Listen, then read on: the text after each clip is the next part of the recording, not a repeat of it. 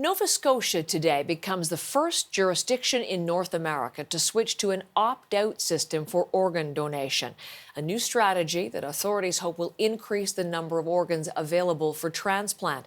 Brett Ruskin is live in Halifax with the details. Brett. Well, Heather, this new system, this new strategy is a slight change, but, it's easy to explain. Basically, before today, and just like every other jurisdiction in North America, nobody was an organ donor unless you opted in.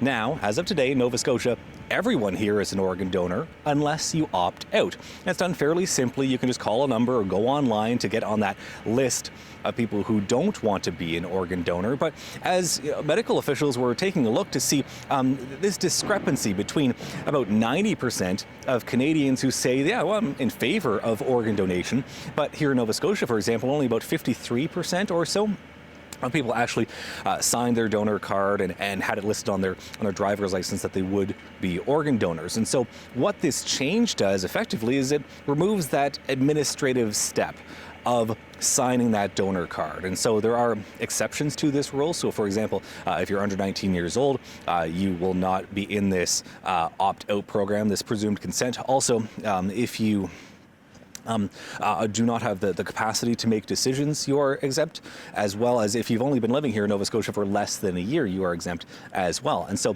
this is a change that takes effect as of today, and it's the first time in North America that this system of presumed consent for organ donation is in place. Heather.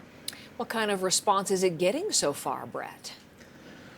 Well, medical staff say that this will just, by definition, save lives because there's so many folks who need organs. And as for the cost of this, it's going to cost about $4 million, the province said, to hire new managers, to hire new staff members to try to facilitate this. However, medical staff also say that cost will be recouped, basically, will be offset by the savings from folks who are on the donor list, waiting for organs, getting fairly significant treatment. They will now get their organs, and so this cost will be kind of offset by having fewer and fewer people on that list. The proponents for this, the supporters of this, say that Nova Scotia is now on track to have among the highest rates of organ donation anywhere in North America. Heather. Brett, thank you. Brett Ruskin is in Halifax.